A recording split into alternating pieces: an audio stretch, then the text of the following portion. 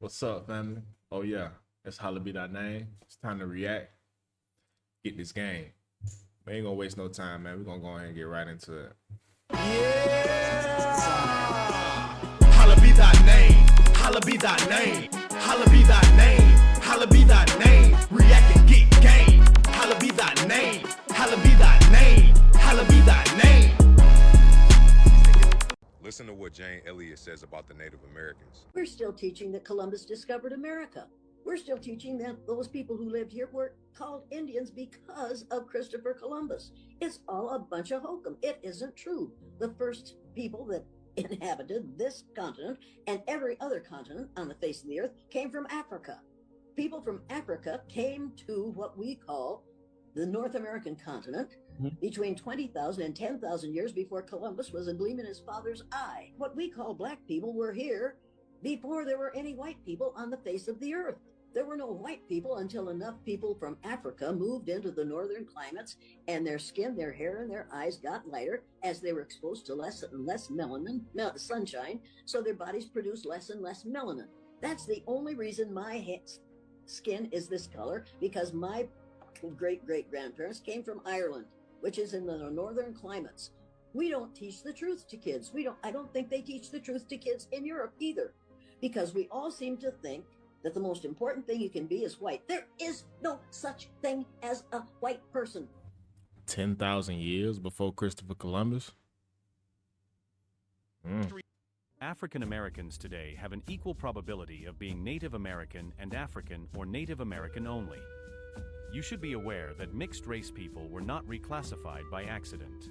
It was a component of the U.S. government's larger plan to take Native American resources and territory.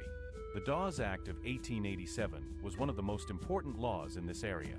By splitting common tribal lands into individual allotments, the Dawes Act, also called the General Allotment Act, sought to integrate Native Americans into European American civilization. Allotments of land were made to Native Americans who were listed on tribal rolls. Those who were not included in this procedure. However, it was frequently purposefully difficult for people of mixed African and Native American origin to claim their Native American background. The government may deny these people the land rights associated with tribal membership by labeling them African Americans instead of Native Americans. There were two reasons for this reclassification. It eliminated the indigenous identity African American. Now that's interesting. You don't believe that Africans were brought over on slave ships? Correct. I believe it may have happened, maybe people were brought over as slaves, but I don't think that the black people in America came from Africa on slave ships. I believe the people that were here were slowly conquered. First, they got the East Coast, and then they started spreading out west little by little, conquering. And when you conquer a tribe, what do? You enslave them. They're POWs. Make a lot of sense. I'm just saying, tell me what you think. Spam it up below. The sounds of war, right here at home. This is the NFAC, an all-black militia with a mission to defend the black community by any means necessary. So this is training for one of the new chapters. Yes. Appearing by the hundreds at protests from Stone Mountain, Georgia to Louisville, Kentucky, demanding justice for police killings and countering what they believe is the threat of right-wing militias. It's a movement started in 2017 by this man, former musician and Army veteran John Grandmaster J. Johnson. Is the movement growing? By leaps and bounds. We met with him outside of Cincinnati, where he says another new chapter is now in the works. The NFAC stands for the Not Effing Around Coalition. What's behind the name? The NFAC was born out of the last 4 years under the Trump administration. The deterioration of racial relations in this country. It means that you're preparing yourselves to defend yourselves. While the group's style echoes the Black Panther Party of the 1960s, their goals are distinct, focusing on defense with the ultimate goal of a black ethno-state. What makes us so different is that our goal is our own government, our own country, a place where we can determine our own future. Is violence an option to reach your goals? The United States was built on violence being an option. Violence should be the last option. Extremism experts say the group is distinct from far-right militia. Sign me up. Boy, I love what I'm hearing. Yeah. And I love the fact that it's built on defending yourself. And he also stated that violence, he wanted that to be the last option exercise. My type of party. The true history of the Moorish people at that point by these initiates. And that America was Almaricanos. We got the name America from Almaricanos, not from Amerigo Vespucci. And Almaricanos means El Morocco. And that Morocco was the Sultanate of Morocco was the ruler of America.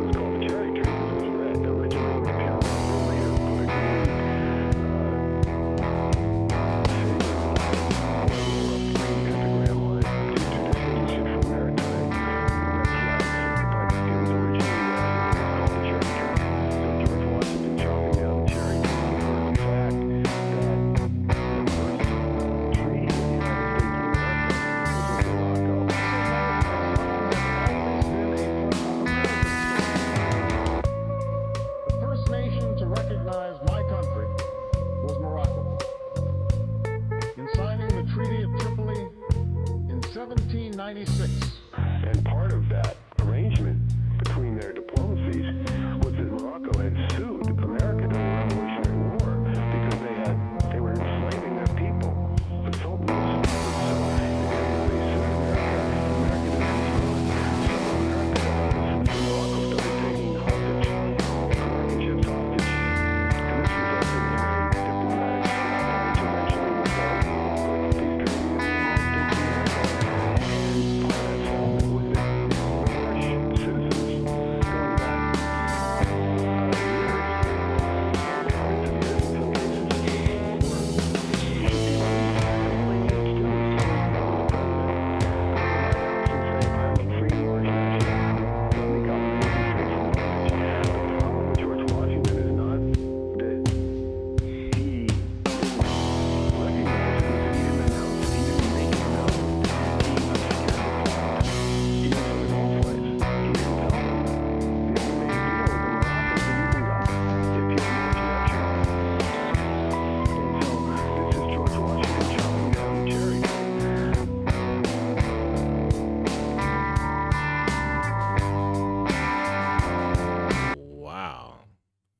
Man, I'm finna have to do a deep dive into the Moorish people. Like, no cap.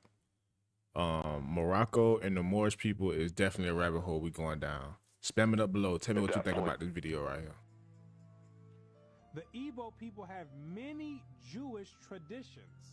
Naomi Katz, the current Israeli ambassador in Nigeria, and others point to their possible ancient Israelite origins. See, the scholars, they've done their research on the Igbo tribe, extensive research.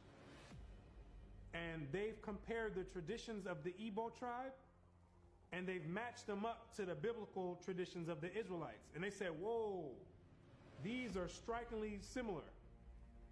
The only way that these people could be practicing the Hebraic faith this close is if they were the biblical Israelites themselves. So you may ask yourself, what is the significance of the Igbo tribe to the so-called Negro in the Americas? When you do the research, what you're going to find out is that the Igbo tribe is one of the main sought-out tribes that were captured and sold in the transatlantic slave trade and came right here to America. The British were the major buyers before they banned their own slave traffic in 1807. They were replaced by the Portuguese and the Spanish for as long as the traffic continued here. The majority of the captives were speakers of Igbo dialects. You can hear me clearly, Rabbi. Let us have your name once more. My name is Rabbi Yehuda ben Shomer. Okay. Well, is it okay if we just call you Yehuda? Yeah, that's fine. Today?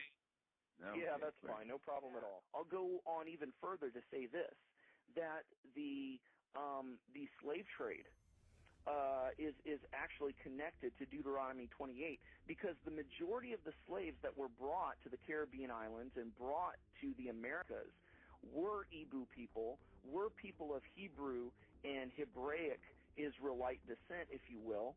And so if you read Deuteronomy chapter 28, it matches perfectly what happened to the Hebrew slaves, the black Hebrew slaves, during the slave trade. It just matches it perfectly. Back up now. I think we just rung a bell here. Hold up now. Okay. Hold up. Boy. The Igbo Tribe. Oh yeah, we diving down that one for sure. And what's crazy is I was just reading Deuteronomy 28 with one of my homies the other day. And those curses is talking about the blessings and the curses of the Israelites. The blessings that God promised them and the curses that he told them they would get if they did not keep up with the covenant. And it was like 2 to 3 times more curses than there were blessings. And I read over those curses, and boy, matter of fact, let me show you. So as you can see, I got it highlighted because me and my homie was going over this not too long ago, literally a couple of days ago. So in the yellow, these are the promises of God, basically the blessings for obedience, if you are obedient. So basically, as you can see, it says, if you're faithful and obey the voice of the Lord your God, be careful to all his commandments that I command you today. The Lord your God will set you high above the nations of the earth, and all these blessings shall come upon you and overtake you if you obey the voice of the Lord your God. And then it goes into all of these things that are prosperous. But you see, it stops right here. Okay, it stops right there. Now, these are the curses for disobedience. Yeah. It's like 3 times more curses than it is blessings. So as I was reading these, it was certain things I had to highlight because it just stood out to me. And it was like, man, these are the things that happened to the American slaves. Like, literally, like, so here's one. And the heavens over your head should be bronze, and the earth under your feet shall be iron. That sounds a lot like jail. Right here it says, you shall be only oppressed and robbed continually, and there should be no one to help you. You shall betroth a wife, actually have a wife, but another man shall ravish her. Like the slaves when they used to take the wives into the big house. You shall build a house, but you shall not dwell in it. You shall plant a vineyard, but you shall not enjoy its fruits. Your ox shall be slaughtered before your eyes, but you shall not eat any of it. They used to leave them to scraps. Your sons and daughters shall be given to another people, while your eyes look on and fail with longing for them all day, but you shall be helpless. A nation that you have not known shall eat up the fruit of your ground and all of your labors, and you shall be only oppressed and crushed continually, so that you are driven mad by the sight of your eyes. The Lord will bring you and your king whom you set over you to a nation that neither you nor your fathers have known, and there you shall serve other gods of wood and stone. And you shall become a horror, a proverb, and a byword among all the peoples where the Lord will lead you away. A byword is basically being called out your name, i.e., the harder you are. You shall father sons and daughters, but they shall not be yours, for they shall go into captivity. He shall lend to you, and you shall not lend to him. He shall be the head, and you shall be the tail. There you shall serve your enemies whom the Lord will send against you, in hunger and thirst, in nakedness and lacking everything. And he will put a yoke of iron around your neck until he has destroyed you. The Lord will bring a nation against you from far away, from the end of the earth, swooping down like an eagle. A nation whose language you don't understand. A hard-faced nation who shall not respect the old or show mercy to the young. I think by now you get the picture, right? I think that just matches a little too closely to what the black slaves in America went through. And then to find out that the Igbo tribe were the main people they were looking to enslave, we got to dive into this. Drop your comments down below, man. Spam it up. I want to know what you think. Black people are the cool. They make things cool. They're the culture drivers of America without Cultural question. filters, In for some ways, I guess that's, you know, maybe ancient Greece. What's democracy if not the original hip hop? How everything filtered out from that. Kind of, you know, the same way. Love it when you call me Big Son. The same way music's been taking from black people forever. Everyone's kind of been taking our shit between philosophy and democracy. African Americans built this nation. You built this nation. You know, you're just starting to get real credit for that. Okay, I don't know if you know that. You're just starting to get, you built the nation. That's a fact, and I do agree with this fact. But I thought about this and I said, okay, so if we built America, if black people built America, then why is it so hard to believe that we can build our own community?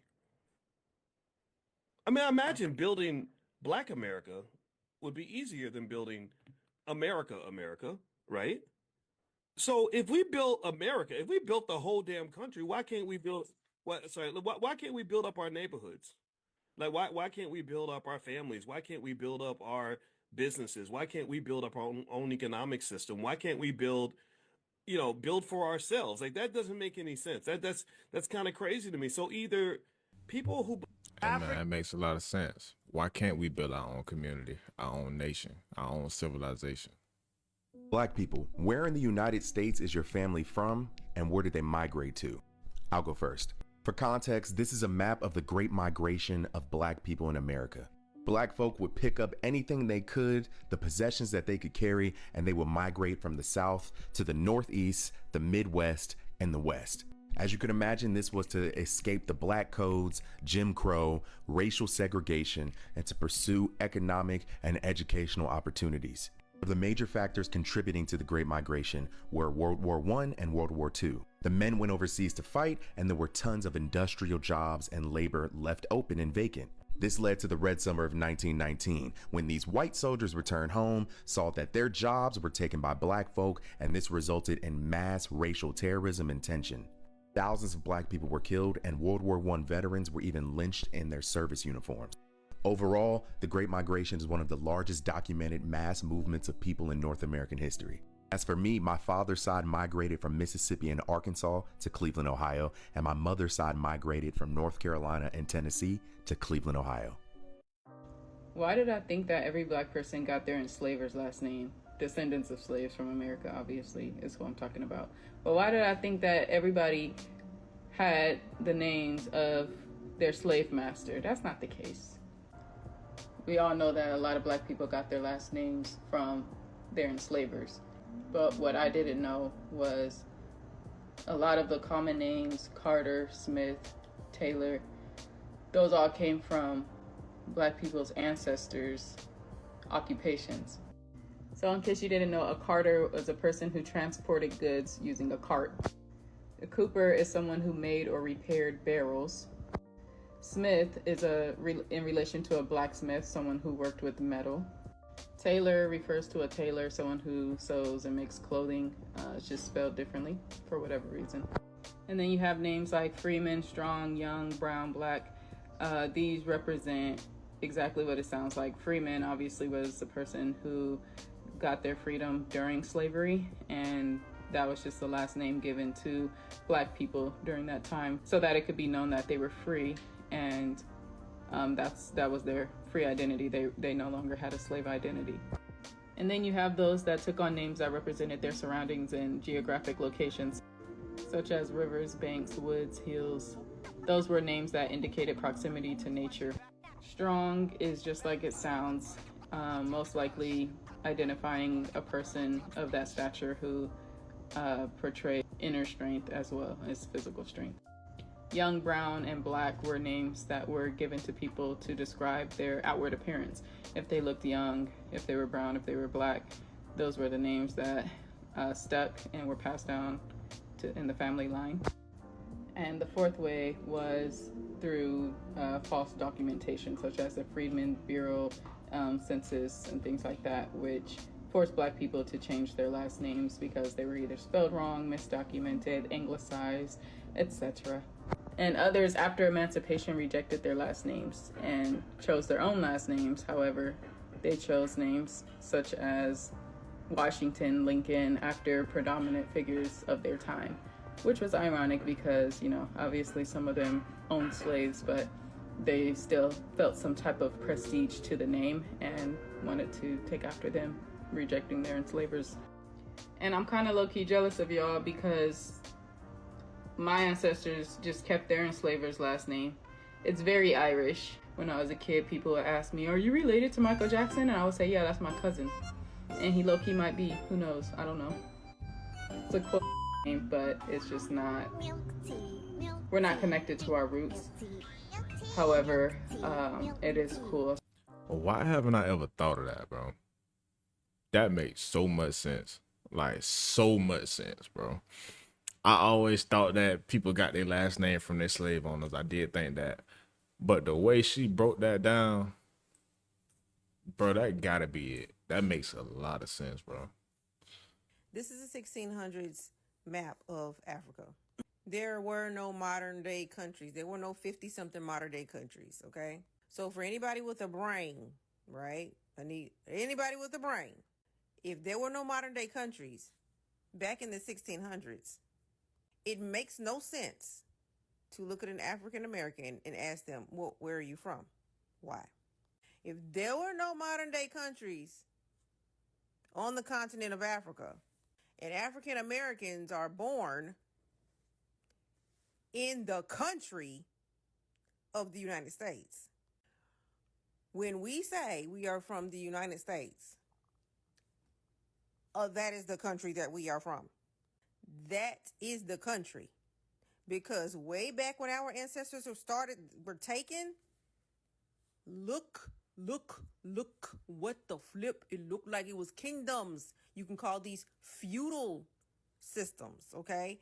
If you want to. They had somebody over this little land, and then everybody else had this little land, and they would fight sometimes, and they would do this, and they would have land and all the land. No, there was no modern day countries. So African Americans know what country they're from. We know what country we're from. We're from the United States of America. It is, however, something in Black culture where we like to trace our lineage, and we have a lot of lineage all the way back to the 1700s, okay? We have all our documents. We have all the stuff. That's something we do. We aren't the only people who do it in America. White folks do it too, okay? Now, when our ancestors named us African American, they knew exactly what they were saying. Common sense, you can tell how they knew what they were saying because they were from different ethnic groups.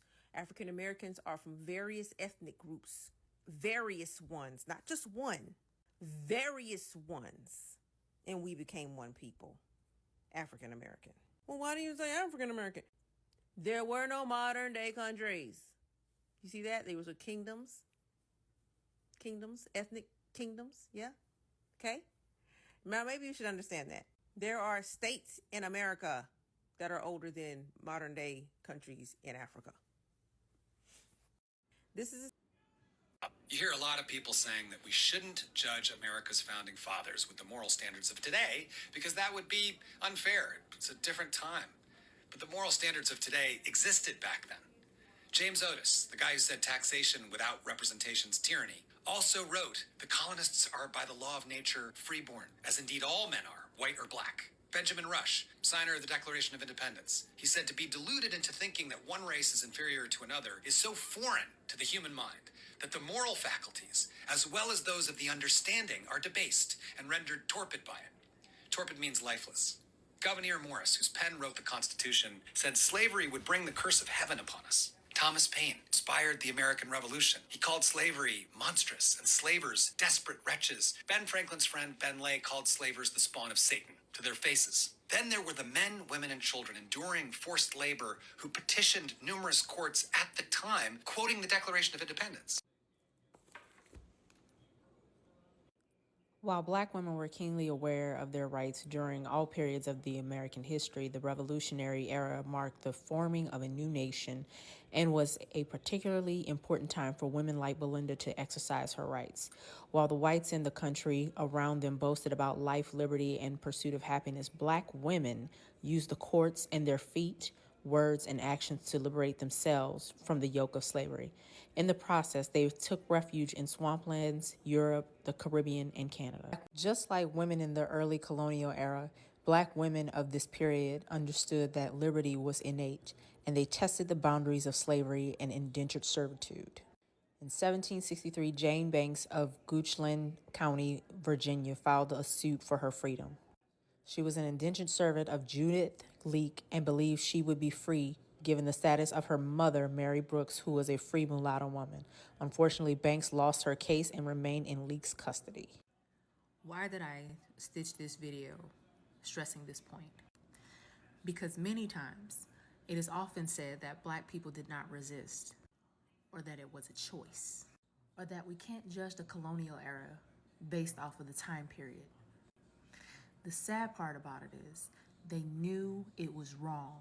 They knew slavery was immoral, and they still chose to ignore Black voices who fought for their own liberation. In many cases, using the system that was created against them, which shows the hypocrisy and the bias that no matter the law of the land, that Black people were not to be seen as human beings, and the laws of freedom did not apply to them. Holla be thy name, holla be thy name, holla be thy name, holla be thy name, react and get game. Holla be thy name, holla be thy name, holla be thy name.